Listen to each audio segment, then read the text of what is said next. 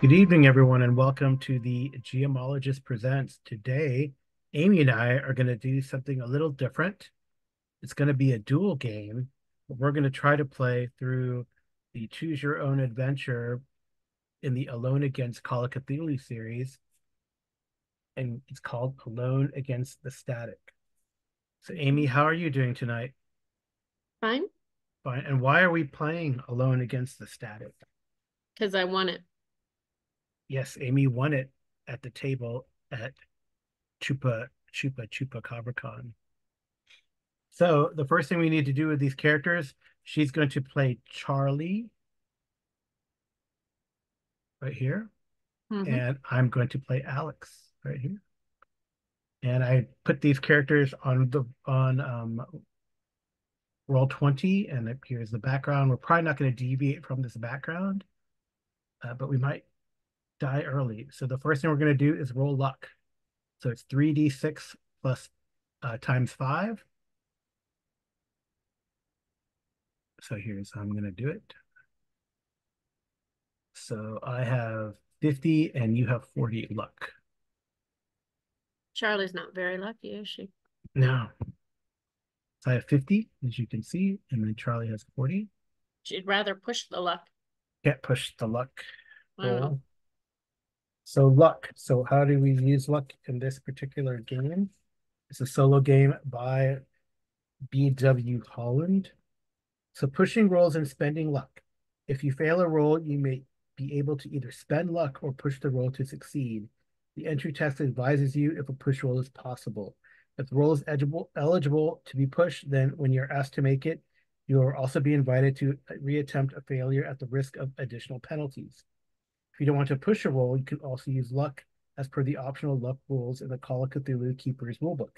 This rule allows you to spend luck points to alter the result of a skill or characteristic roll. You may alter a roll on a one-to-one basis. For example, to adjust the roll of 49 to make the result equal to your skill of 45, you spend 4 luck. You cannot spend luck points to alter damage, luck, or sanity rolls, or to determine the amount of sanity points lost. Additionally, you cannot spend luck on a pushed roll. You may use luck spending in this manner whenever you desire during the adventure, but be aware that your luck can run out. All right. Dying and going insane. I need to read that as well. Over the course of the scenario, some choices can result in loss of either hit points or sanity. Track these values carefully and remember the following. That's why we have sanity and the hit points here. Yeah. So if you ever reach 0 hit points, you fall unconscious and become defenseless and will die. Mark down that number and then go to a certain entry. If you lose half or more of your health in a single instance, you receive a major wound, mark down that entry and go to a certain number. If you reduce to 0 sanity, you go permanently insane. If you ever lose more than 1/5 of your total sanity in a single day, you go indefinitely insane. If you ever lose more than 5 sanity points in a single instance, you trigger a bout of madness. Mark down the I'm very entry. good at that. Yes. Okay. It is possible to trigger several of the above conditions simultaneously. If this occurs, resolve in the following order. Prioritize resolving damage before sanity. Prioritize reaching 0 hit points over resolving a major wound. Prioritize reaching 0 sanity first, which basically cancels out indefinite sanity or about a madness. Okay. And the next thing we need to do, Amy, I'll let you do the honors, is to roll whose perspective we're going to start from. You Okay. can begin the adventure as Alex here or Charlie. Do we need to talk about their backgrounds or anything before we do that? I don't really think so. They're boyfriend and girlfriend and have been for I a thought while, they're I now they're think. husband and wife. Oh, they're husband and wife. I don't Okay. know. It says here, oops, that's you. Wait, here we go. It says Charlie has been with Alex. Wait, where did it? Almost 5 years. Yes. Their relationship has begun to feel very strained. Some time alone might help them patch things up, but honestly, it doesn't feel likely. Alex is cynical. Charlie might have more hope. Okay. Alex is a nurse, 34 years old from Pierre, South Dakota. And Charlie, It's a salesperson and she's 32. yep, born in Deadwood, also lives in PA. Well, makes sense. Okay. So I guess I will do the reading, but we will come to a mutual decision. If there's a if there is like a conflict in what decision we want to do, Amy and I have already decided we're going to do like a roll off based on the appropriate skill. Is that correct, Amy? Or do Yes. you, okay? Yes. Amy's very curt. I just answered the question. All right. Very curt. All right. So you roll the d6. So 1, 2, and 3. We start our adventure as Alex. 4, 5, and 6, we start our adventure as Charlie. And then if this goes really quick, like we die or go insane very quickly, well, we'll reverse it. Okay. I think we're starting number 6. We're starting as Charlie. So that is, it says, to begin your adventure as Charlie, go to number 2. Bzz, Alex mutters absent-mindedly, opening and closing the car's electric window for the 10th time in 2 minutes. You grit your teeth. You only just got back on the road after your truck stopped brake, and Alex was already filled with every button within reach. You're left to steer the car and navigate using a ridiculously oversized map. Alex gets bored of the window, sighs, and then turns to you. Can you just let me hold the map? If Amy were reading, she would say, no, I can do this just fine. She replies, the two of you have already missed one turnoff this trip because Alex lost track of your route. It's better for you to just take care of everything. It is late afternoon on the rural back road deep within the Black Hills. The sun is high, but the air is cold. Tall pine trees and rolling valleys stretch as far as you can see in every direction. Crisp autumn air drifts in through Alex's open window. Then you hear an electronic buzz for a moment. Suddenly, it appears again, on and off, on and off. You bite your tongue and keep silent. Alex turns on the radio. You hear a harsh screech of static as they start scanning through the different frequencies. Well, Alex does at least. This is all pointless. You're on the way out of signal range. Then only one song you can pick up is a heavily distorted Neil Diamond single. All right. To ask Alex to stop, do you want me to stop? Or do you want to just ignore the sound? I'm just going to ignore him. That's how Charlie usually deals with it, anyways. Okay. To ignore it? Just ignore it. I'll probably move the map a little bit further over so I don't have to look at him either. Okay. She's a bit irritated. He's gotten us lost already. I'm sure there's other buttons he's playing with. That's probably where the noise is coming from. Mhm. Okay. You ignore the droning radio and do your best to focus on driving. Alex shifts about in his seat. He fidgets, reads out passing signs, and makes minor small talk. You remember to ask every question with a more single word. Dr. O'Brien told you both that communication was an important part of a relationship. You were skeptical, but Alex seems happier after just a few minutes of conversation. The two of you joke about watching for a wandering deer that might suddenly stagger out in front of your car. At one point, Alex presses his hand against your knee and squeezes you affectionately. You can't help but smile. Not far now, you say. Good, I can't wait to stretch my legs, says Alex. You continue deeper into the forest. The little road you're on winds erratically, dipping up and down as it weaves between the hills. The sky gets lost in the branches of pine trees. As the evening shadows lengthen, you feel cold seeping in from the outside. The sun gradually sets. Your car's headlights cut into the darkness, revealing the road ahead for just a few feet at a time. Finally, they drift over in front of a cabin, reflecting off two windows on either side of the front door. Glaring back at you like watchful eyes, you pull up and park. Finally, I sigh, Alex sighs. Stepping out of the gravel driveway, you haul yourself out of the seat, stretch your back, and walk around to the trunk to get your bags. It's cold here. The cold night air seizes around you like a vice. You weren't expecting it to be this chilly. Are you hungry? Alex asks while you try to keep from shivering. You need to make a con roll. I guess we both need to make a con roll. To see if I'm hungry. No, con roll to see if we're touched by the cold. Okay. Green one. Mm-hmm. Green one. Yeah, it's fine. Okay. So it's a fail, and me.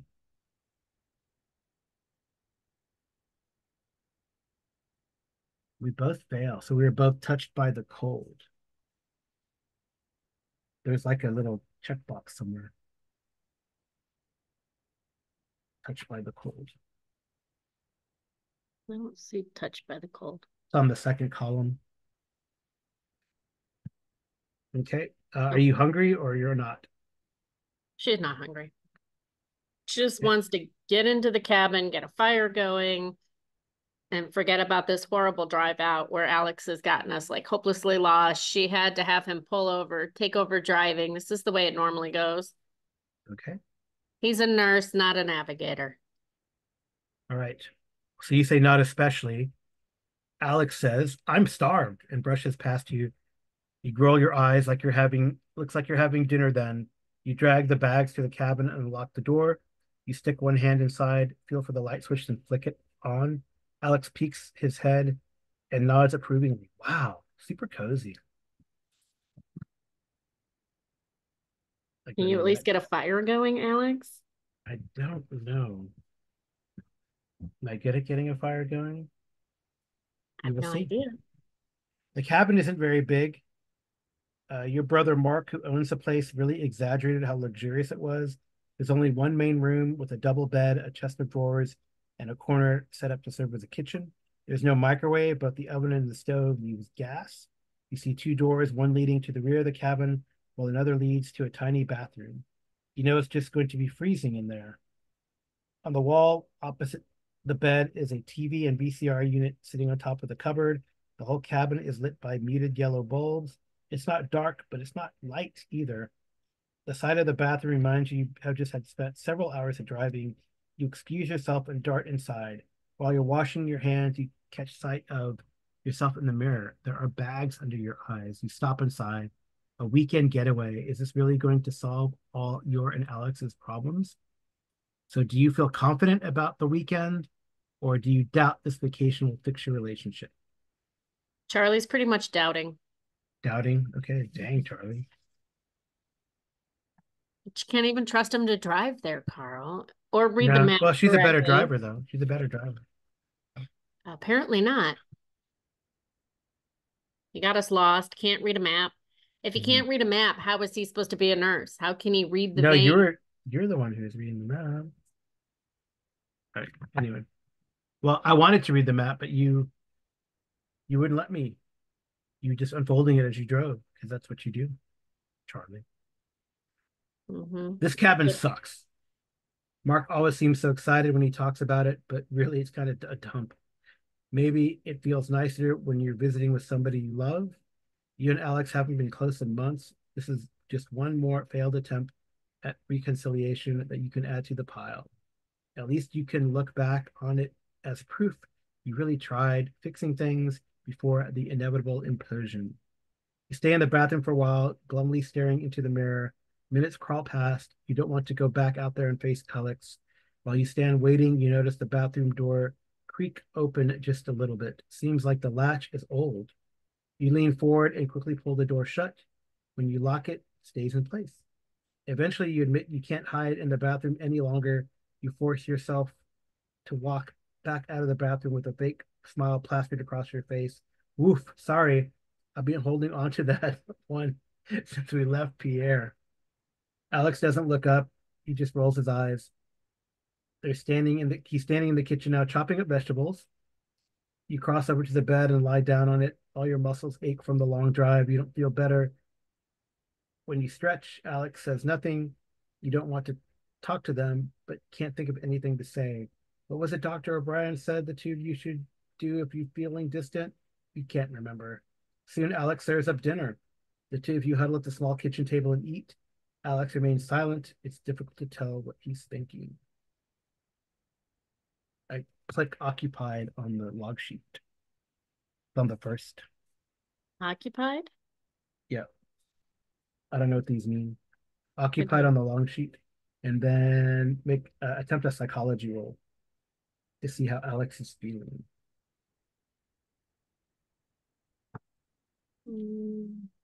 I guess you'll be making most of the rolls, and I just might react if it makes sense to make. Oh, dang, dang! You should check that box there, Charlie. Um, yeah, okay. Alex is confused. The only time he ever goes quiet. You watch him pick at his food half-heartedly, and he's probably turning things over in his head, just like you are. As much as you want to blurt out questions and talk things through, you force yourself to keep silent. Alex doesn't like this kind of direct conversation. You start asking questions, you'll probably just annoy him. The best thing you can do is to just relax. Focus on doing things you enjoy as a couple, remind you of how good things can be. That's the best way forward.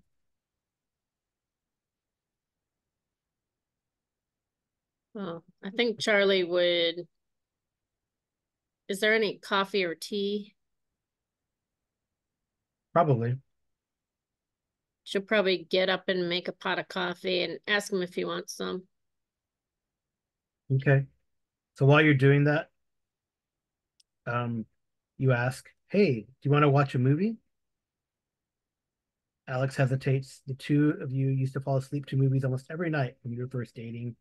Alex chews the idea over for a moment, then nods, "Sure." So you take the dishes over to the sink, wash them up, start the coffee. Well, Alex brushes his hair, which is funny. When if guys regularly brush their hair, but okay. When yeah, when you're done, you head over to the TV unit with the coffee. It's a relatively cheap model from the late 80s sitting on the top of the dusty VCR player. You switch both on, then open a cabinet beneath looking for videos. Mark sure likes scary movies, you say, looking over the titles. 15 different tapes, and you're sure they covers pretty much every major slasher film from the last decade. God, none of these look good. There aren't any comedies, asked Alex. Make a spot hidden roll. Mhm. Hard Oh, success. man. Gangbusters. If you succeed, go to there. I wonder if like you fail and good things can happen in this one. All right. As you're So leafing through the tapes, you notice something at the back of the cabinet. You reach inside and pull it out. It's an empty slipcase for a VHS tape. It's flimsy. Someone has scrawled a title on the on his black marker pen, "The Flowers in the Stream." You read that name aloud. What's that? Alex asked, coming out of the bathroom. Empty case. We should have stopped at a video store.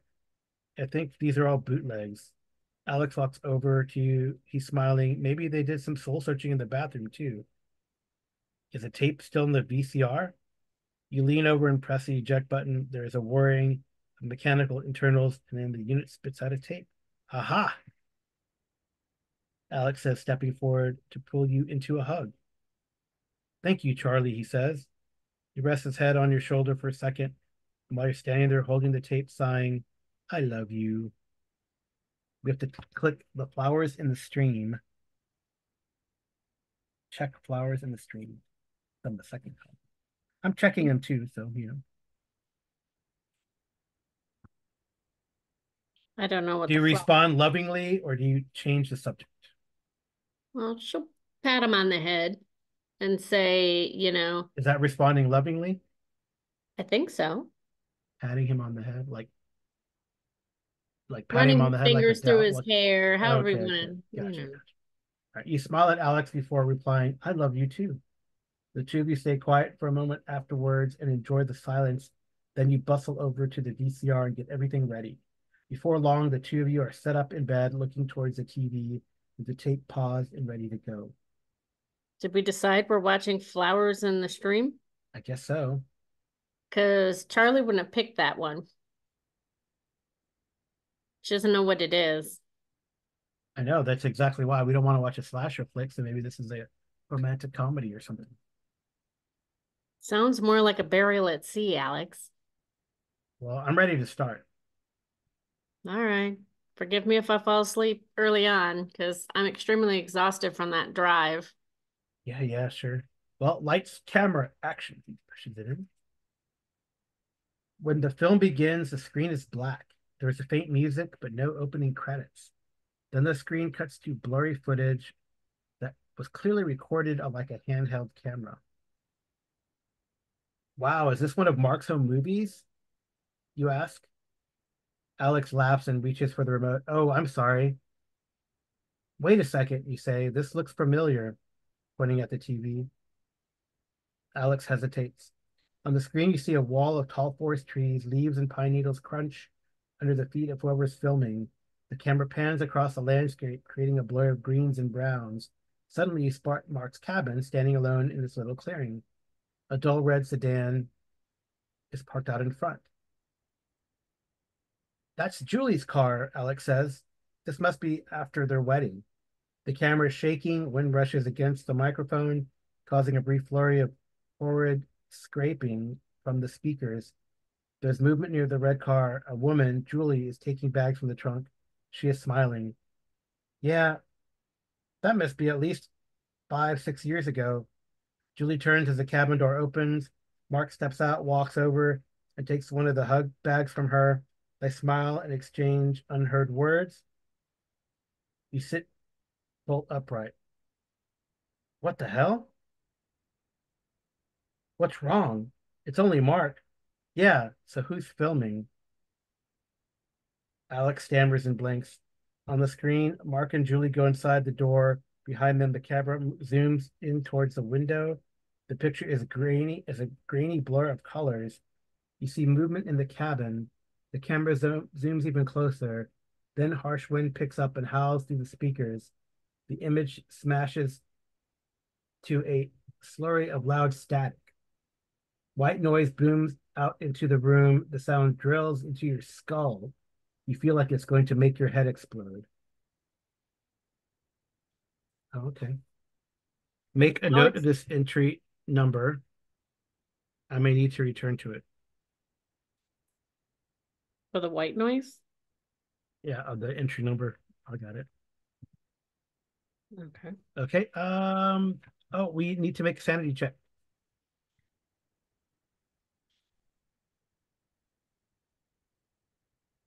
Um,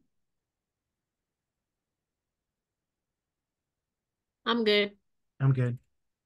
Good. Okay, so I don't think we lose anything if we.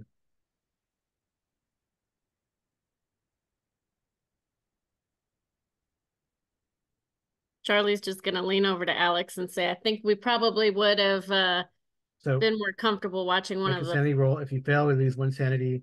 So we don't lose and we don't check the unsettled. Do you cover your ears or do you scramble for the dial to turn it down? I would turn it off. So we'll go to turn it down.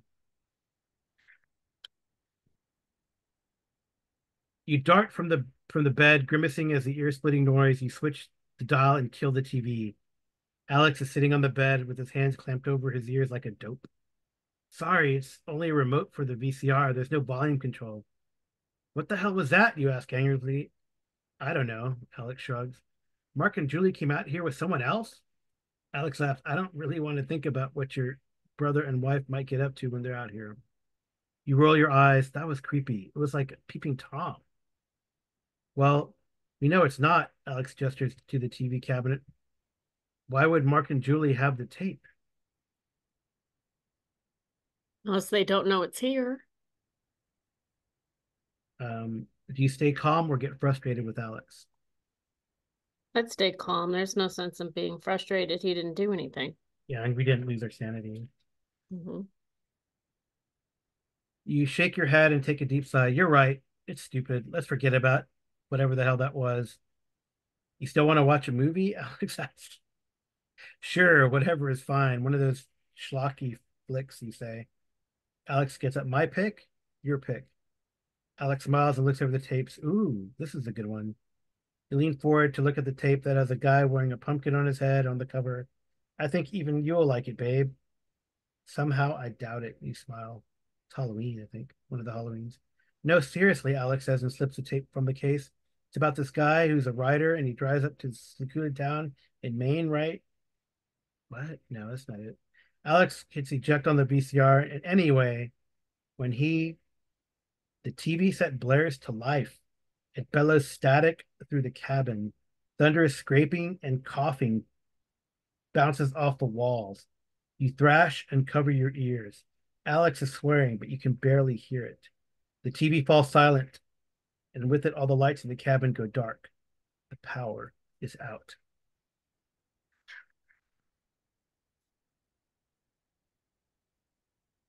Well, I guess Alex, huh? Go ahead. and Charlie would say, well, I guess we're just going to sleep now. Yeah? What was that you say? I think the power's out. You hear scrambling in the darkness as Alex shuffles along the floor, one hand touching the wall. They flick the light switch several times. I thought this place was on solar power. That's what they said. Maybe something is broken. You think there's a backup? No idea. I guess we'll go into town tomorrow and call Mark and ask. Great. You press your fists against your brow. That's just great. Your heart is racing after the last burst of noise. You take your hands away from your face, but it doesn't get any lighter. It's pitch black in the cabin. You feel anxiety start to build in your chest. We haven't checked these other two. Do you lean on Alex for support, or do you just give up and go to sleep? Hmm. Since they're supposed to be working on her relationship, she would probably lean on him for support. Yep. That was really loud, you say. You can hear a waver in your voice. Alex clearly does too, have a waver. Yeah, don't worry about that. It's fine. You hear approaching footsteps and the bed frame creaks as Alex crawls onto it. In the silence following the outburst from the TV, even the slightest sound rings definitely loud in the quiet. You feel Alex cuddle close up to you. I'm sorry, Alex says. Don't be, you say. Don't worry about the TV. We'll fix it tomorrow. If not, we can just go hiking instead. You murmur softly in agreement. Alex wraps an arm around you. You feel the breathing on the back of your neck. It slows quickly and fades into the gentle rumble of sleep. The sound is steady and calming. Before long, you drift off too. The only sound that disturbs you is a faint creaking of the pines echoing softly through the Black Hills. Go to the next page. So, what do you think so far? I think it's fine, but I mean, Charlie probably would have gotten up and double checked that the door was locked. Yeah, sure. When you wake up in the morning, you're alone. Oh, that's awesome. Alex is gone. Yeah. You stir in the bed and sit up, babe. There's no answer. The only sound is the wind outside, carrying with it a gentle morning birdsong. You get up and cross to the kitchen. There's a note taped to the chunky refrigerator, which is written in familiar handwriting. Sorry again. Just want this weekend to be special. Gone to town to get help fixing power. Back ASAP. Love you. You see it, set the note down. Looks like you have a few hours to yourself. Oh, this is cool. So I guess if when we do the opposite, then you do the reading to me, probably. I Mm-hmm. guess if we do the opposite. We'll see. We'll see how long this goes. All right. To eat some breakfast, or do you want to go for a walk? Mm, well, she would think Alex will be hungry when he gets back. And if he's gone for like an hour or so, it's probably too early to make breakfast for the two of them. But she doesn't want to go out walking because, I mean, she doesn't have a way to call anybody if something happens. So she'd probably go in and just take a hot bath or something. Well, the choices are to eat some breakfast or to go for a walk. I guess she's eating breakfast. All right. So after you take a bath, we'll let you take the bath. Well, there's no water though. The pump doesn't work. I think there's no power. I mean, though, I don't need power for the water to run, only for it to be hot. Yeah, it's gas powered stove. Oh, I guess if it's gas powered. Right, you're right. Yeah, okay. She would Right. boil the water and then pour it in the tub and then add a little bit of cold water so it's just warm. Yeah. All right. Well, after that, take some time. You scrounge up some bacon and eggs. The spit and sputter of the cooking fat fills the kitchen. The leaden quiet out here is unsettling. More than once, you make to turn the radio on before remembering it won't work with the power out. You poke at your eggs idly with a spatula and slowly run your eyes across the room. They land on the dormant television set. Your heartbeat quickens. You frown. It's embarrassing how much that stupid videotape affected you. You roll your eyes and turn off the gas. You eat your hearty breakfast in silence. Once you're done and have washed the dishes, you realize you've got nothing else to do. So you do decide to go for a walk. So do you want to She'd leave make the right bed. away or do you want to wait a few minutes for Alex to return? I'd wait, make the bed, and try and sweep things up as best as I could. Maybe open some of the windows, not moving the drapes back so that we get light in there. Yeah. Okay. And I'd probably see if there's a fireplace that I could light a fire. All right. Well, you loiter in front of the cabin for a few minutes, pacing. You check your watch. There's no sign of Alex, just the sun getting higher in the sky and the world outside warming in its rays. You sit for a moment on a little plastic chair by a pile of chopped firewood. So I guess you could make a fire. Mm-hmm. All right. Make attempt a spot hidden roll.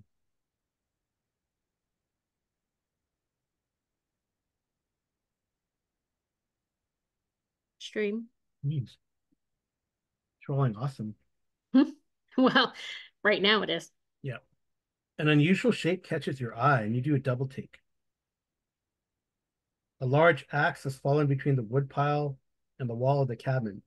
You stand up, bend down, and pry it carefully from the resting place. It's covered. Is that right? Yeah. It's covered in cobwebs. You set the axe by the wall, against the wall by the door, and dust off your hands. You take another glance down the driveway, but the road is still empty. No sense waiting any longer. You decide to begin your walk. You exit the house, take a deep breath of forest air, then head down a nearby walking trail. It has been worn smooth by the hiking shoes of innumerable vacation families. The Well, forest, I would leave Alex a note though. yeah, okay, all right. The forest grows thicker around you as you walk. Unseen critters skitter past the underbrush. Birds move through the branches above, calling out and shaking pine needles to the forest floor. You come across a blueberry bush along the trail. Hmm. I check something on the log sheet. Um, do I have anything to carry blueberries in? Now you can stop and collect blueberries or continue your walk. I'd stop and collect them because Alex likes blueberry pancakes. All right, you squat down and pick berries from the bush. Their flesh is weak. Juices spill off and stain your fingers purple. You're about to lick them clean when you hesitate. Blueberries are safe to eat, right? It wouldn't look good to accidentally poison yourself the first time you set foot outside the cabin. Attempt a natural world roll. Okay.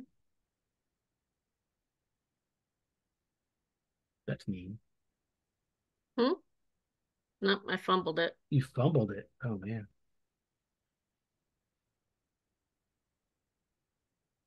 Death by blueberries. Can I? Well, I can't push a fumble. No.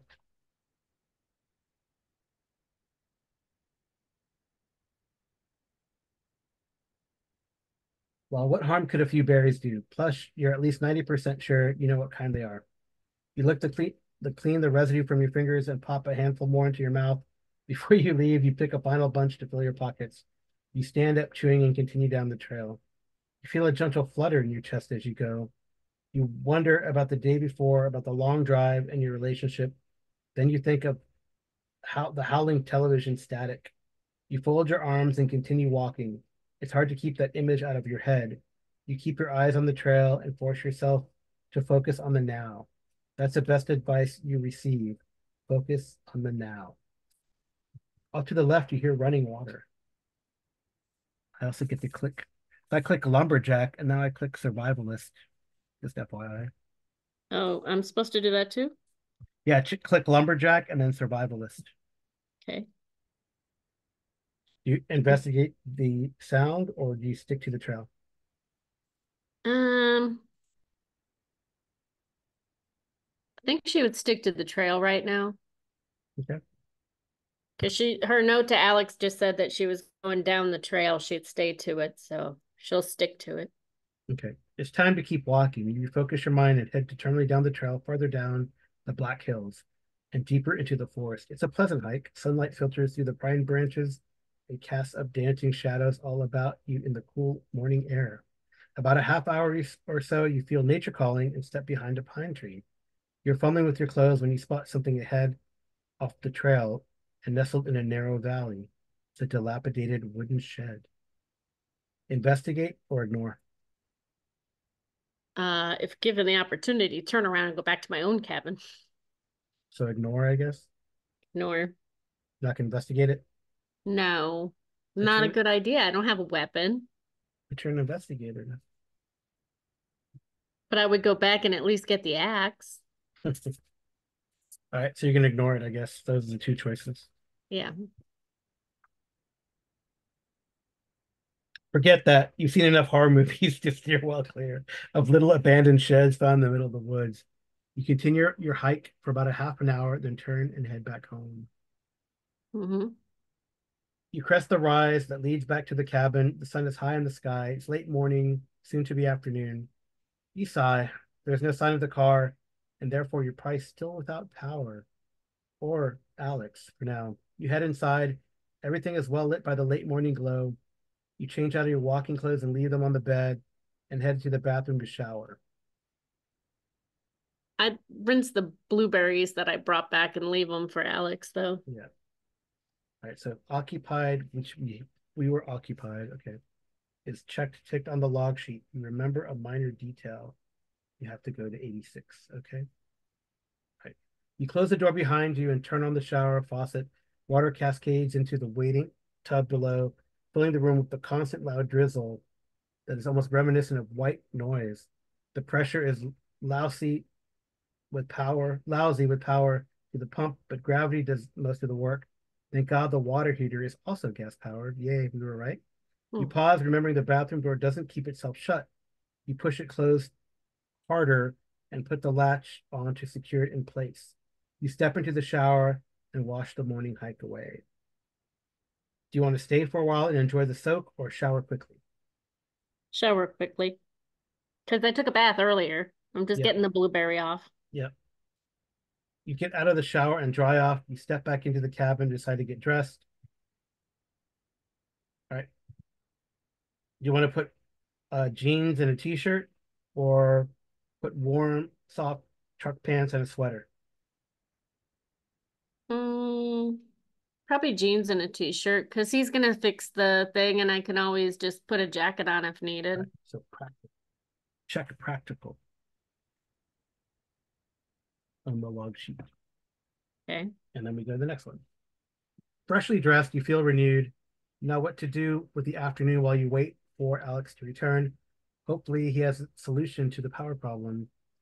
You can make food, search for a flashlight, try and restore the power yourself. Um, she'd probably try and restore it herself. Okay. Make sure I go to the right page.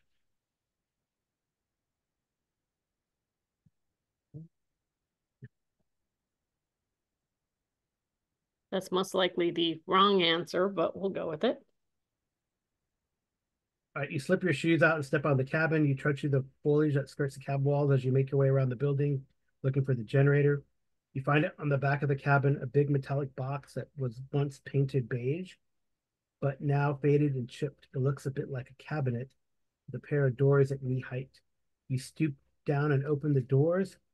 Funny, you expected them not to open so easily. Inside are what looks like two tall and thin car batteries connected with wires to one of those boxes with a needle that jumps up and down, measuring whatever it was designed to measure. The needle is at 0.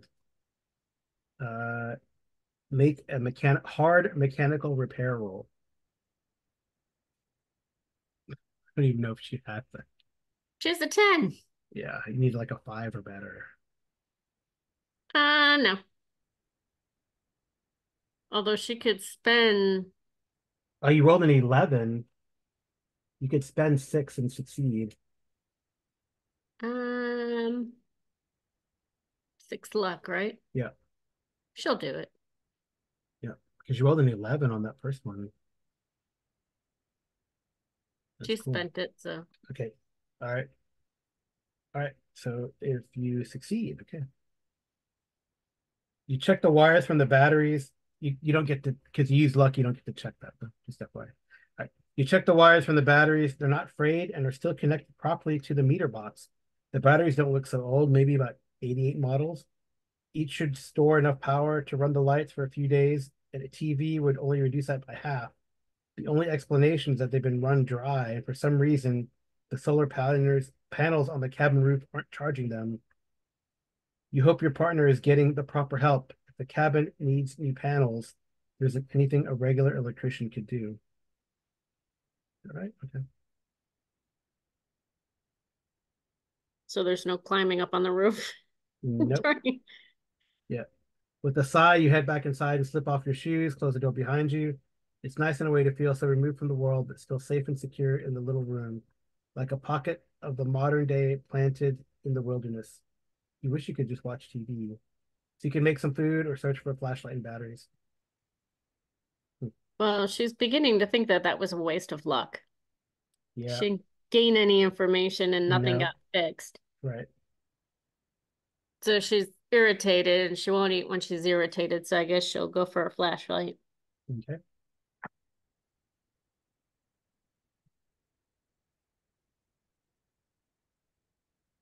You know there was a heavy duty flashlight in the car, but it's gone now.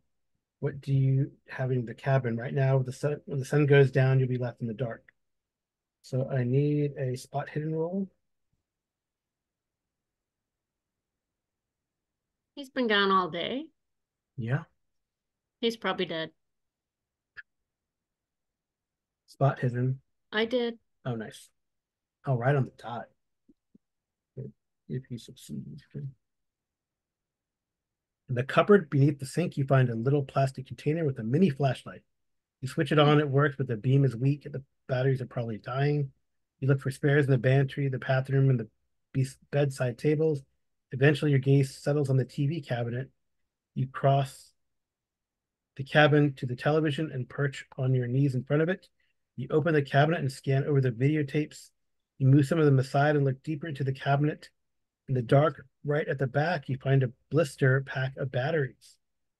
They must Oh, have been kept here for the remote control, but they fit the flashlight. Jackpot. You swap out the batteries, the beam becomes much stronger. cool. You get to check fully charged. I think that's good.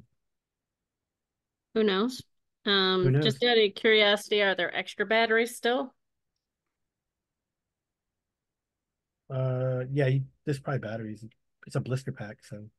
Because I'm wondering if I went back out to where the generator was, can I use one of those batteries to try and at least Oh no, it slightly? won't even. Okay, No, won't make a difference. no. How long has Alex been gone? This is A so while typical ago, Alex. He just leaves for hours and right? says, "Hmm, All right. So you're not well fed, so I guess it's time to cook some food. I guess." Wait, what would you- Okay. You head to the kitchen net. You glad the fridge and stove are also powered by gas. You cook up a meal, then enjoy it alone at the little dining table. Now we check well fed. And it says, so we check well fed. If survivalist is check, your stomach growls go to 102. We All right. already did survivalist. I know. So we have survivalist checked, right? Yes. Okay. Uh-oh.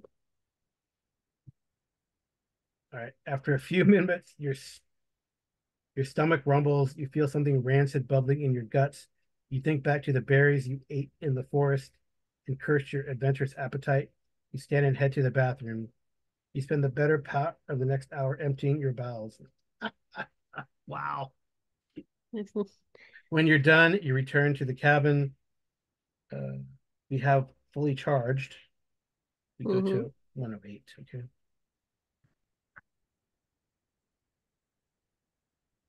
You can't think of anything else to do in the cabin, and restlessness is creeping in. For a while, you lie on the sofa and read an old beat up paperback shelf in the corner. You think it's pretty good, but a little flowery and overwritten, not to mention how grating prose written in second person can be. Give me a listen check.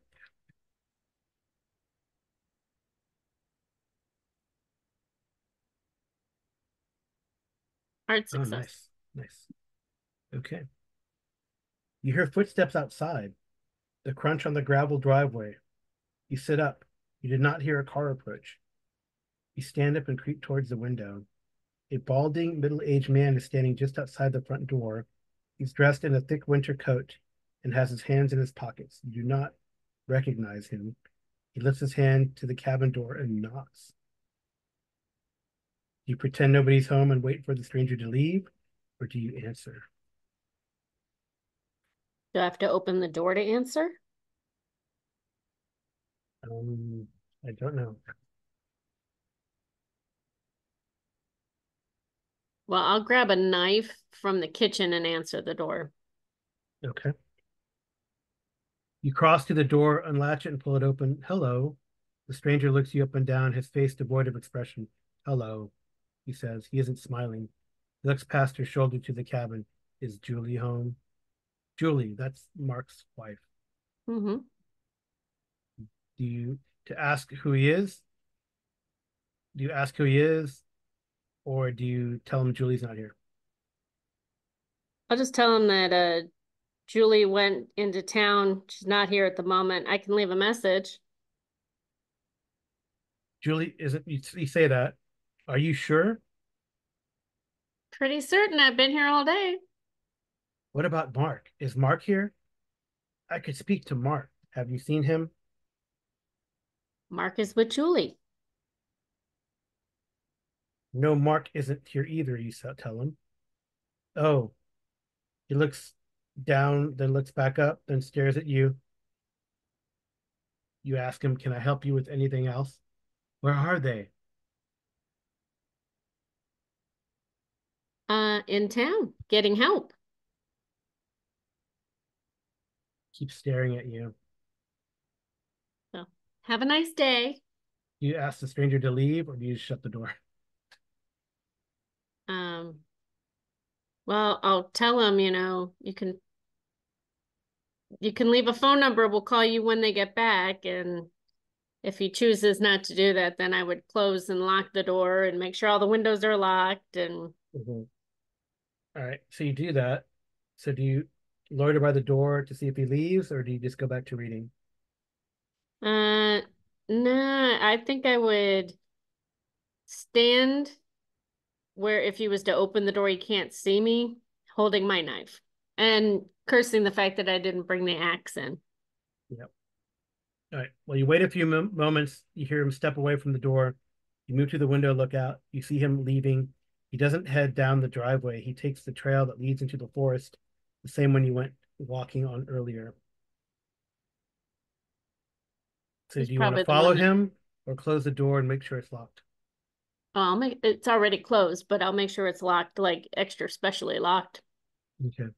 Is You there need to a, make sure the cabin's safe. You check every lock you can find. You pull the mm-hmm. door closed and lock it, sliding across a deadbolt. Make doubly sure. Then you walk to the bathroom, check the windows. You latch it shut. The under windows in the cabin don't open. All right, so we click lockdown. Where is lockdown? There it is. Underneath last resort? Yep. Okay. So and you settle in for the night, I guess. Well, I want to see if there's like a landline or anything. Nope, Just my cell phone that I had. that doesn't work. I know, but I have it, right? Yeah. Okay. Then I want to try sending a text. I know it won't send, but texting Alex and say, this guy came to the door. He was asking for Mark and Julie. I don't know where you are. A little concerned because I found an axe by the front door, but please hurry back. And I'll hit send. I know it's not going to go anywhere, but Yeah. Okay. All right.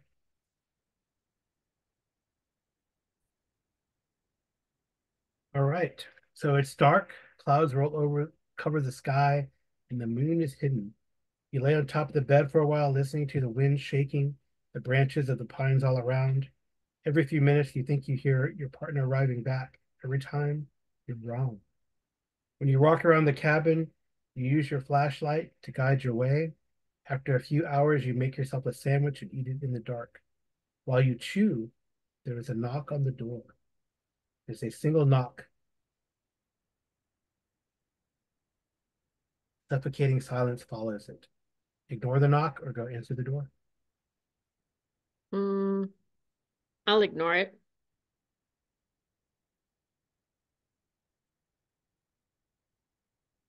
You finish your sandwich and put the plate in the sink. There is no further knock on the door. You are right. It must have just been something tossed at the cabin, brought on by the wind.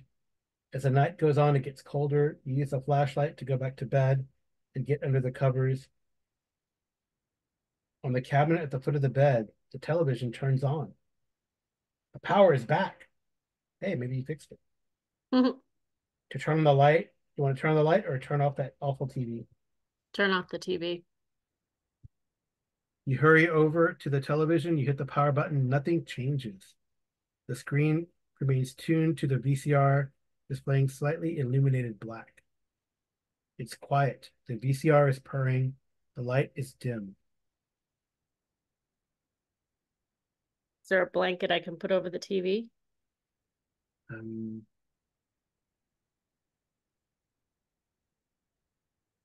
right. Do you play the tape from last night or do you leave the TV alone? Leave it alone. Okay. You can put the blanket over it. I don't know if that'll do anything, but you turn away from the television set, maybe throw a blanket on it and cross over to the bed. You sit down and try to avoid looking at it. You can hear it humming ever so softly. You want to go to sleep or step out onto the porch and look one last time for your partner. Well, I mean, if I don't see the car in the driveway, he's not there. Yeah. So go to sleep or those are the Um, choices. I'll just go to sleep. Okay.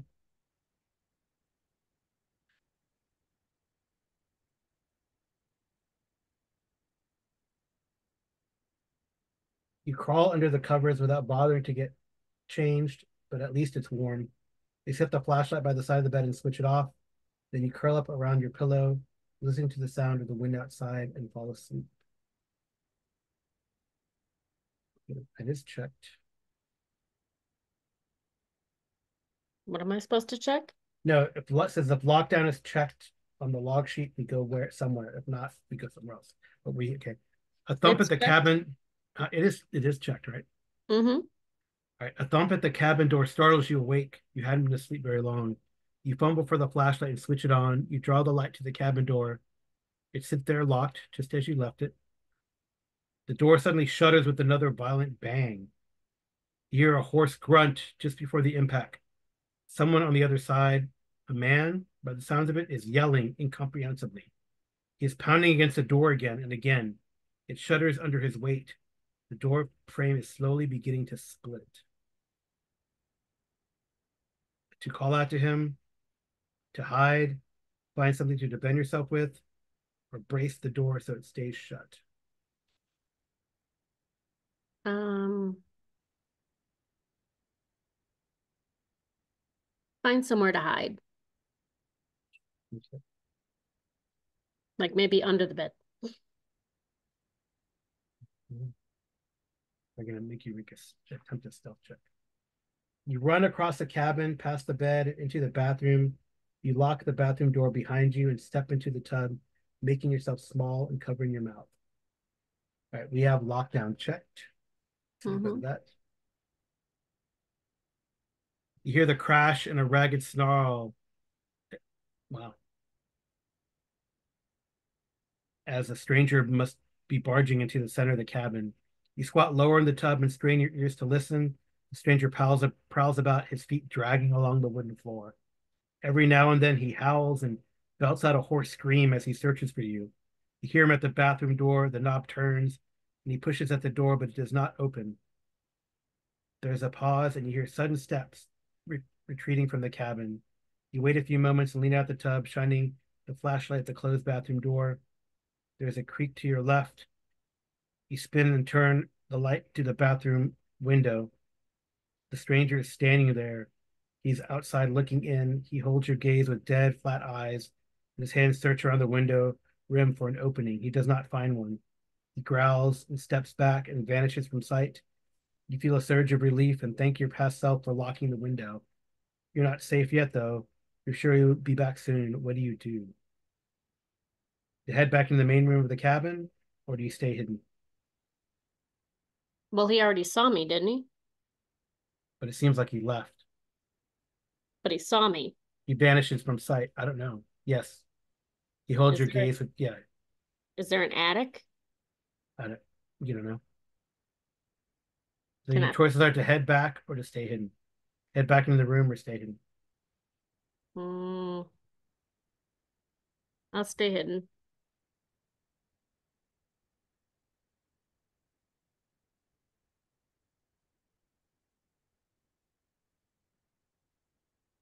You wait huddled in the tub. It is silent for for several minutes. Maybe the stranger is gone for good. Maybe he's given up. Your heart has finally started to calm down when you see his face appear in the window again. Only this time he's holding a rock. He hurls it through the bathroom window, sending shards of glass cascading through the bathroom. You shield yourself from the glass with one arm. The stranger snarls as he drags himself through the broken window. Jagged pieces cut into his flesh and draw blood. His eyes never leave you. To attack him while he's partway through the window, or do you run back to the main room? Um,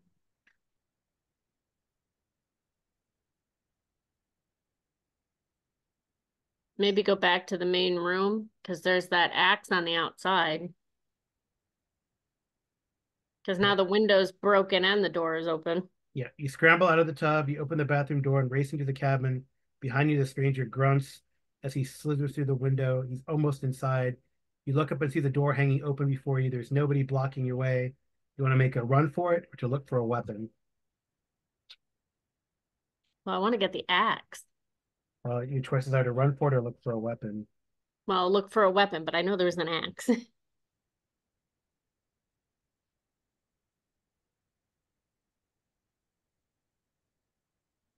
Yeah, I don't know why it doesn't let you get to that or goes back to that.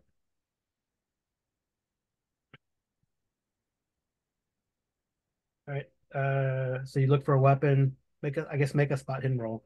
There's got to be something you can see. Your eyes snap between unpacked vegetables, abandoned videotapes, and neatly folded linen.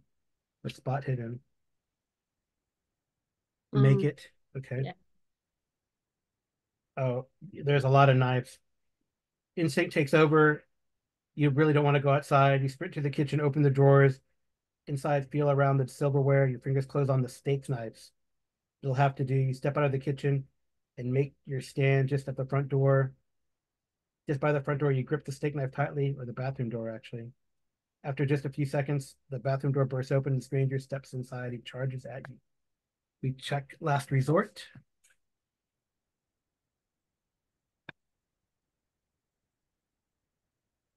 and Okay. go to here.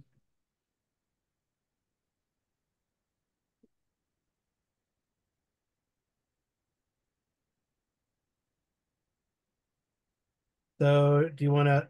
The stranger is bigger than you. He's crazed and wild and looks violent. He thrashes with empty hands at the air around him as he crosses the room in large, rapid strides, closing the distance. To try and get out of the way, go here to attack him. Go there. Go where? You said go here or go there. Go Oh, where? well, there are different choices. So it's either make a dodge or fight. Um, Let's see. My dodge is 32, but my brawl is 55. I'll attack. Okay, yeah, go for it. Oh man, that's nice. I rolled a 14. The Oh, you're hurts. three away. You're three away from an extreme. I'll spend the 3. We'll be insane by the time this is over, but that's okay. All right. So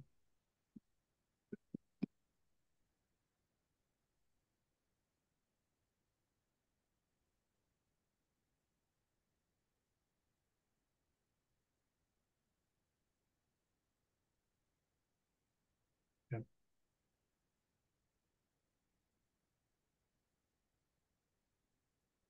Okay. All right, here's what happens. Okay. It's interesting. So All right. I should check fighting brawl, right? Yeah. Even though We I got an impale. All right. So your steak knife sinks deep into the stranger's belly. So you would do like a D4 plus a D3. So you do 7 points plus another D4. So you might as well roll another D4. so a D4. Well, no, so actually it's 2D4, right? Because you have a damage bonus, right? So it's 8 points of damage plus another D4. Okay. So roll another D. So Another 4. 12 points of damage. Holy crap. All right. The knife sinks deep into the stranger's belly. He lets out a high-pitched whine and stumbles back. He pats frantically at his stomach, leaving a bloody smear across the front of his clothes. Murderer! He cries. You murdered the child. He collapses backwards against the wall, hissing. You can see his madness plainly in the way he glares. The guy's hurt. You're pretty sure if you shot him, he'd still somehow keep coming. This is like a horror movie. The endless, implacable rage burning in his eyes is terrifying to behold. The stranger starts to fumble at the wall next to him and haul his bleeding body back up. Um, while the stranger is wounded, you can spin around and sprint open the cabin door. That's the only choice you have. Okay. I guess I'm turning around and sprinting instead of attacking him again. Yeah. You dash out into the night, running as far and fast as your body can manage. The cold air burns your lungs. The trees sound alien as they rustle, making you all the more terrified. Every few minutes, you emerge from the trees into a section of dirt road. You keep praying that you'll see your partner's car arriving, but deep in your soul, you know he won't come. After almost an hour of mad flight, you come to a crossroads. You recognize it from your journey up the cabin. You're not sure which direction leads to the highway or which goes deeper into the woods. The forest feels inescapable. I need to make a navigate roll. Um, Time to navigate. I failed. Can I push it? It doesn't give me a choice, but um,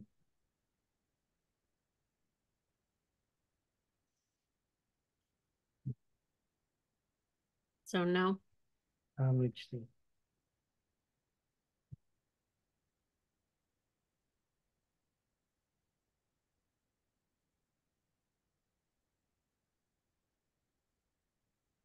I got to see what the different choices would be.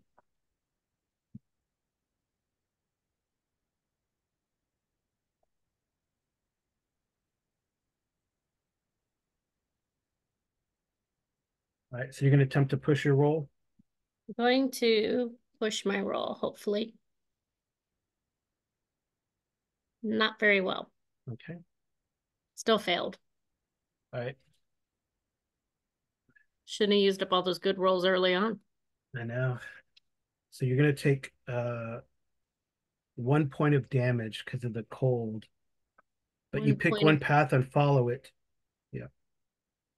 okay, so Yeah. 12. Right. Alrighty.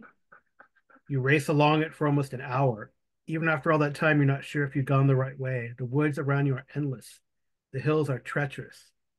Before long, you lose your bearings. It doesn't matter if you took the right way or the wrong way at the crossroads. You get tangled up in your own hurried flight and lose all sense of direction. Everything here is identical, just great looming black shapes, any of which could feel like they could suddenly come to life, loom down and devour you. It isn't right. It just isn't right.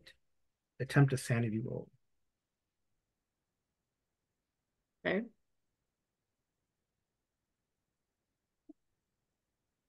Very Extreme nice. success. You don't lose anything. All right. Good. All right. So panic is not going to help you get out of these woods, dag nabbit. You force yourself to take a few deep breaths and slow your racing heart. You turn, pick a random direction, start walking determinedly. It is impossible to tell if you made the right call. Your flashlight is the only way to see your surroundings. The only thing you can tell is that the forest is quieter here. Time passes. Eventually, you start to tire. You're also getting seriously cold. You lean against the tree and catch your breath. You lean against the tree and catch your breath.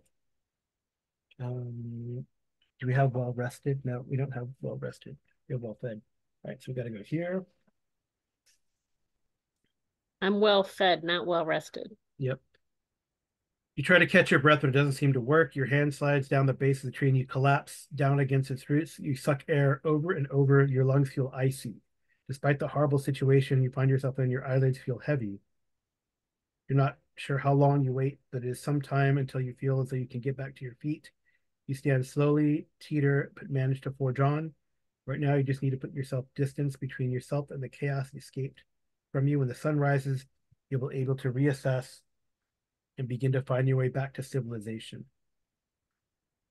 Okay, we're at 3:0. This one, you take another point of damage. One more. Yep.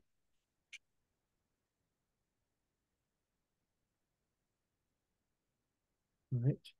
Pine needles and dirt crunch under your feet as you walk. You make progress, but with every step, you feel yourself growing wearier. You need to find somewhere to rest. Maybe some high ground would do good. Or should you look for a grotto? Anywhere sheltered would be best, right? Fortunately, it's not Yes. like raining or anything. Just as you spot a cluster of trees where it looks like you'll be able to rest and stay dry, you hear a faint hiss from behind you. Was it static? Was that the sound of static? Adrenaline surges through your system. Do you investigate or run like hell? Um, let's run like hell.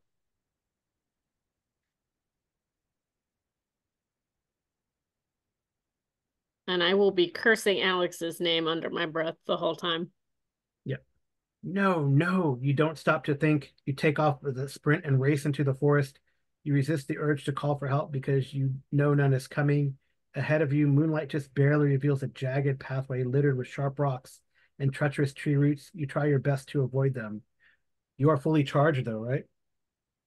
Um, Yes. I see yes. fully charged. Yes. All right. So we Yes. go here.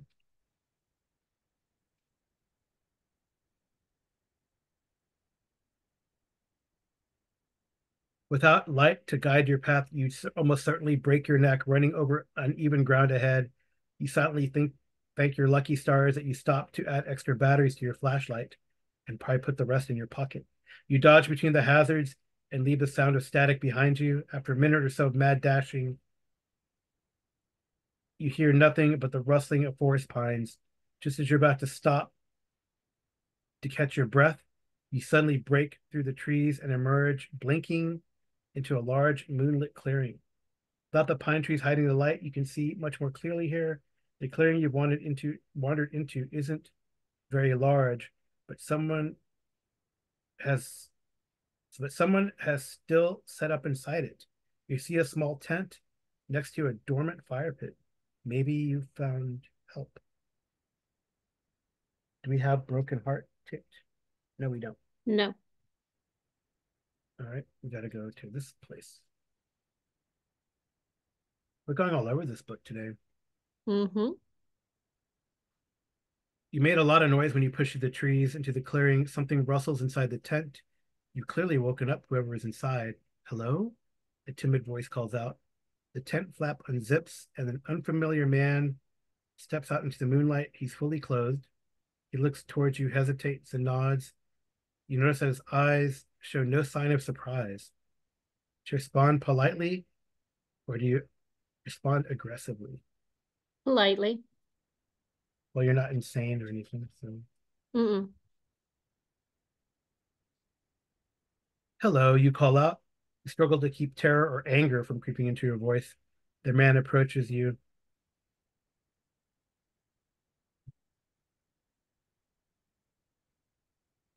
Going for He's a smiling.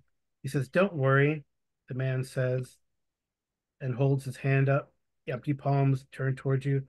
"I'm okay. I'm your friend." His voice is small and falls eerily. His eyes are wide with excitement. You look around, but there's nothing in the clearing that gives you any new insight onto what's going on. "What's happening?" you ask. You don't expect a real answer, but to your surprise, you get one. "I'm someone who can hear it," the man says, then lowers his hands. "Hear what?" "The child." You ask again, "What?" "The child of the forest. You've heard it too. I know you have. When it weeps, it sounds like static." The man smiles. "Yes, I knew it. You have heard it." You hesitate. Are you? But we didn't check Alex or Charlie at all, right? no, not yet. That's weird. Let me see something.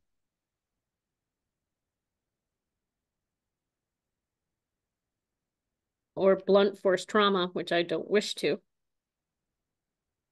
Yeah, because we started. It doesn't say to check.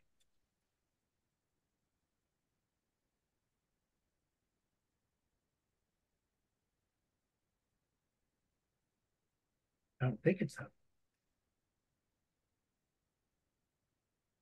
I mean, it didn't say when you were reading to check either of those. Yeah, see on one it says check Alex on the log sheet, but we should check Charlie on the log sheet. So we chose you, I guess. So because there's only two choices. So let me go to Okay. So I guess we're checking Charlie. yeah, I guess we're checking Charlie.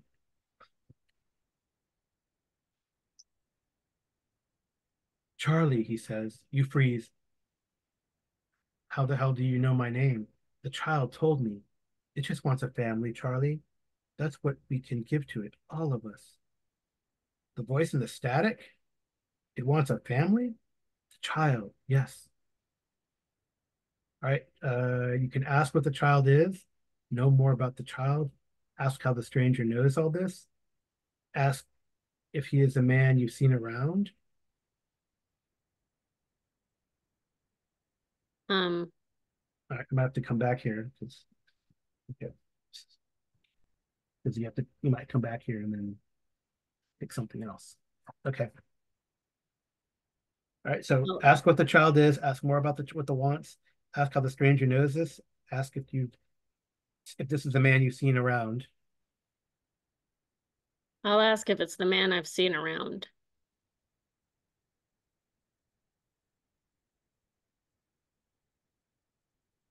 Okay.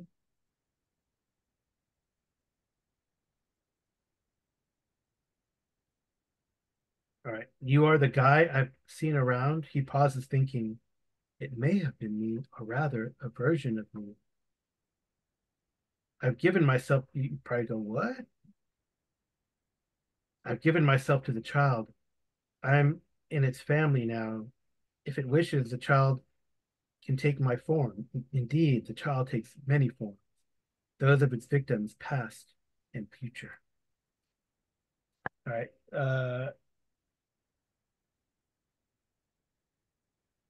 Do you tell the man he's talking nonsense, or do you ask him if you can leave?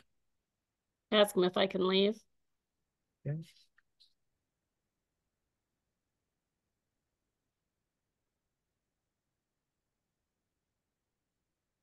You ask that, he goes, "You mean leave?" "Yes," you say. "I want to get out of here and go home. I never want to come back, ever." The man shakes his head. "I'm afraid it's too late for any of that. The child has chosen you. It awaited your arrival for so long." Uh, you shake your head. "I don't care." You turn and make to run just as a familiar voice rings out. "Wait, I gotta go to this other place."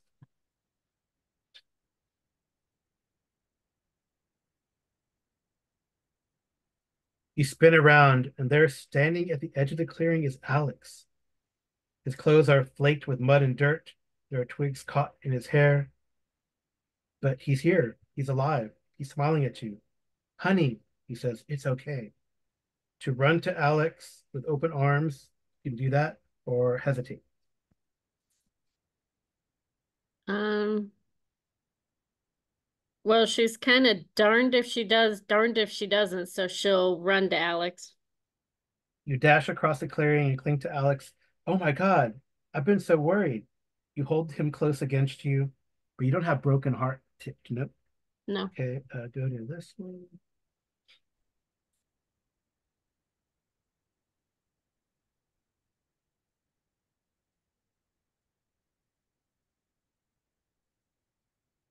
Alex hugs you back. I know you have. Don't worry, everything is going to be okay now. We're all together now. You'll feel Alex's hand stroking at the back of your head. You pull away. You don't have time for this right now. Alex, where's the car? We must get out of here. We have to go now. Alex looks back at you and sadly shakes his head. No, honey, we can't go. We must stay here. The way Alex speaks is all wrong. Standing closer now, you notice 1,000 subtle details that don't quite fit with the person you know. This isn't Alex. I know you're nervous. I tried to explain everything, but I just don't think there's much point. They raise their arms. He raises his arm, opens and wide. I'll just show you. We did check. Oh, no, we didn't check arrival, did we? Arrival? No. Were we supposed to? I don't think so. No, you've never Let me said check. anything about that. Um,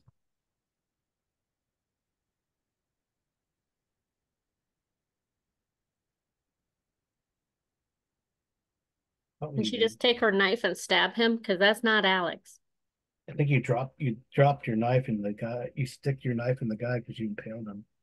Hmm.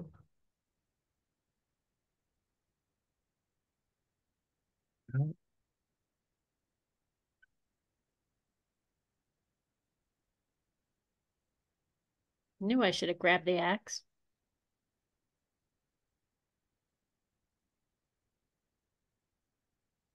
Well, let me check something. Hold on. I know. I don't know why I didn't let you grab the axe. That's curious. I need you, Charlie, Alex's voice says, but this time it comes from behind you. You spin around and see the man who has crawled out of the tent, body unchanged, is now wearing Alex's face. There's two of them now. They're on either side of you. I need you like I need Alex, they say. And when they speak, their voices merge, overlay, and bleed static. You're here now. We can be together. We three, we four, all of us. Please come with me. Sanity check, please. You made it? I haven't rolled it yet. Oh, oh, you got an extreme on that last one. No, I failed. All right, roll a d6. Oh, wait.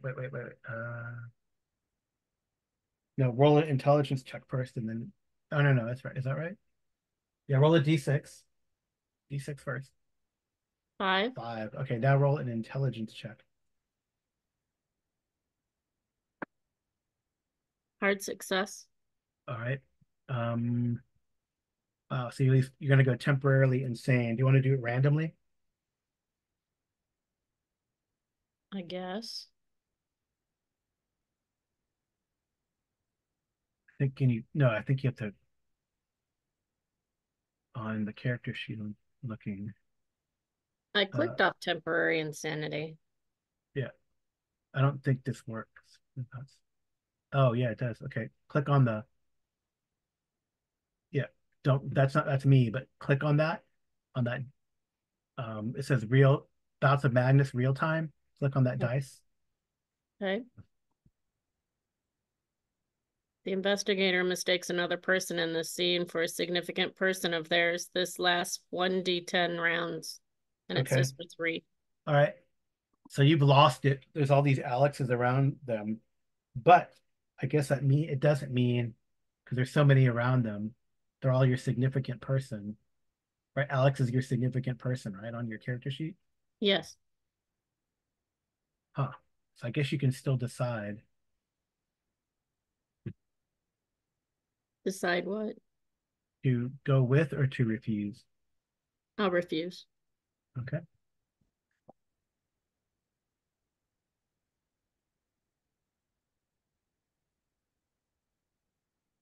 No, you say, I don't want that. What? I don't care what you or anyone else about the child. I want to go home. I want to leave. You see your partner's face fall. I'm sorry, honey. I'm sorry. Couldn't make it painless. Your partner's face bulges, pine needles sprout from their cheeks and emerge covered in blood. Their mouth opens and their fleshy tentacle laced with pale blue veins coated in saliva unfurls. You hear your partner's voice screaming, "The child is given form. From its flesh emerges its true manifestation." A dozen more voices join the noise. They're laughing, shrieking, and crying. They're chanting something, a name. They repeat it again and again. Ushtika, Ushtika. Your partner steps clothing. What was Alex steps closer, clothing slowing away from their body as her chest spills open into a sphincter-like maw, from which echoes a hard, swarming hail of static. Do you run or fight? It doesn't say make a sanity roll. Um, let's see. If I run, I really don't have anywhere to go. Or you fight. Well, I don't have anything to fight with either. So I guess we'll run Okay. Make a because dex roll. I really can't do much with a flashlight. Or you could bash him, I guess. No, I failed that. I can't push that, can I? Um, you could push. I mean, you rolled a 65. Oh, you rolled a 77. Mm-hmm. You could succeed. I mean, it's 12 luck. You still have luck, right? Yeah, but I'm already temporarily insane. But I guess it doesn't really matter. What would you want to do? Spend luck or push the roll or spend luck? Push the roll because either way I'm gonna die. Okay. But I had an No, extreme success, so but you got an extreme success. I think that's actually more satisfying. I don't know. You run, you trip, you regain your balance as the thing comes towards you. You're probably maddened now in flight. mhm. Let me see if they have it. Yeah, roll a sanity check again, actually.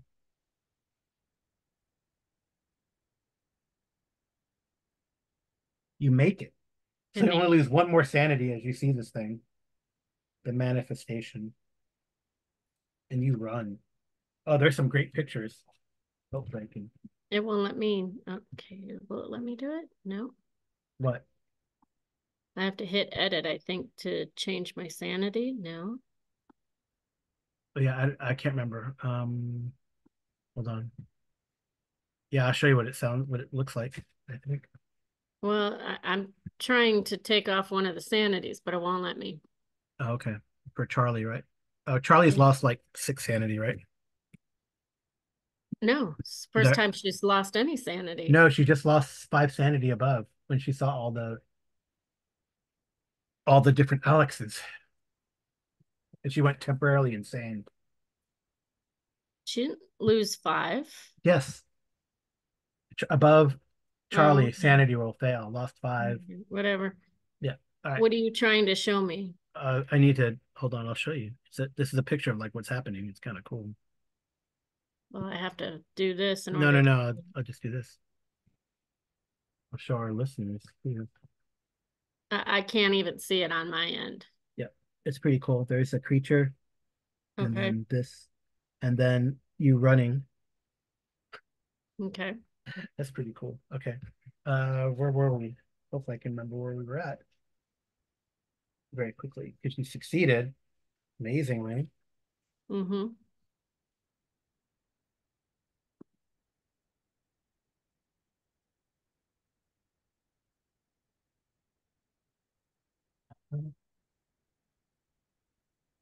There it is.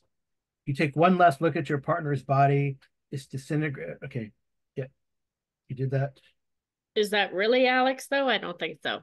No, you run. So you take one last look at your partner's body, disintegrating, turning to something foul before your eyes. There's nothing left you can do for them. It doesn't matter how you feel about them, what you wanted from them. Some greater force has decided for you.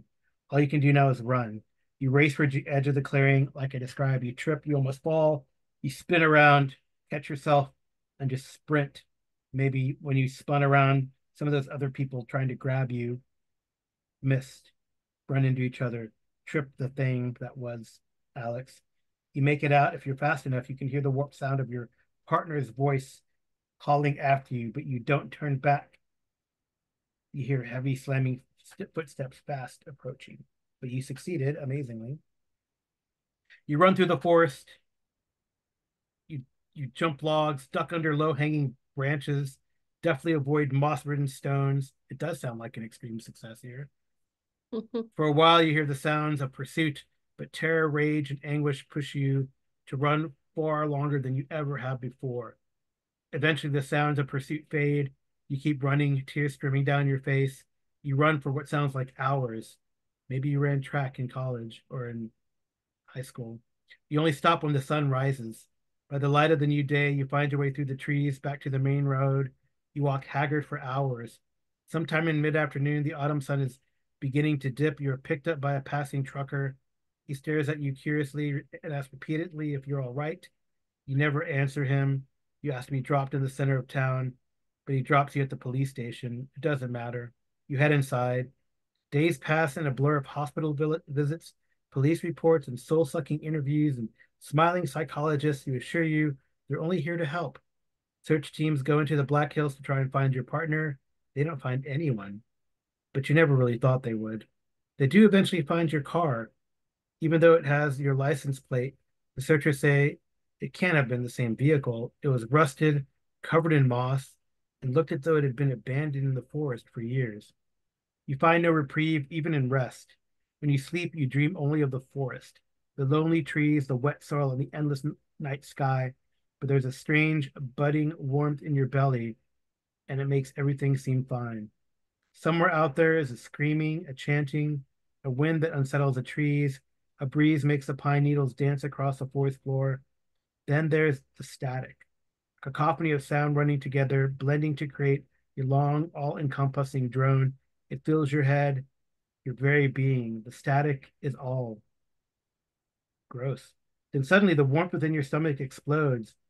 Your flesh tears, yet there is no pain nor blood. You watch in horror as the gnarled branches of some ancient tree emerge from your stomach.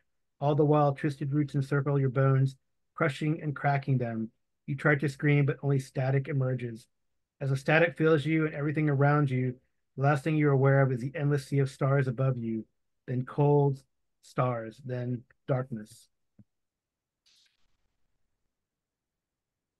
Hmm. The darkness lifts, the light of dawn brings you to wake. You don't recall how much time has passed. It might be years later, or could it be years earlier? Somewhere in the forgotten wild, you stir. You see the ancient forest around you. The pine needles feel like carpet on the ground. It's all warm and familiar. The wind flutters through the Black Hills to a place where no bears, rabbits, or birds even tread. Trees shiver in the final moments of the summer, and beneath the moist earth, you shift. Dead branches and fresh soil fall away as you emerge, human again. You rise from the damp earth and breathe. You blink and hear the call of your master. The child awaits you. You have successfully completed the story and have become reborn to serve the child, as you'll begin again and again for all eternity. The end. Hmm. That was I don't know weird. what that I don't know what that means. I became a tree, I guess. Or you became part of the child. I wonder if you can succeed. There is no way to succeed. Because it seems like you succeeded. I don't know. That's bizarre. Maybe when you embraced him that last time instead of hesitating. I don't know. Who knows? But I guess we could try again if you're willing. But not tonight. Yes, not tonight. So with that, we'll say good night. Thank you all for listening. I hope you've enjoyed it. It was interesting and fun. If we do this again, it'll be from the opposite side. I don't know if we'll do it again. We'll see. But any other comments or questions, Amy? It's different. It's not your traditional Call of Cthulhu. There's really not really a lot of agency, right?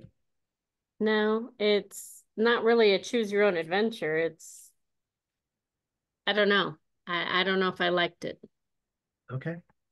Yeah, again, like sometimes there are a few choices, sometimes it doesn't make sense. It didn't really reward you for some of the luck that you used, or like example when you got that impale on that thing, Hmm. I don't know. I'll have to look through and see. Um, I feel like we followed all the choices. I don't know. So I don't know. Well, but thanks for running. Yeah. Thanks for running. Any comments or whatever would be appreciated. And yeah, I guess Alex died. Or Or maybe, maybe he never was there.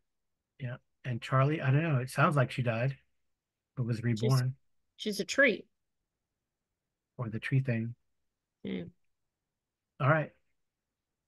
All right, Well, well, without further ado, we'll say goodnight and good rolling, I guess.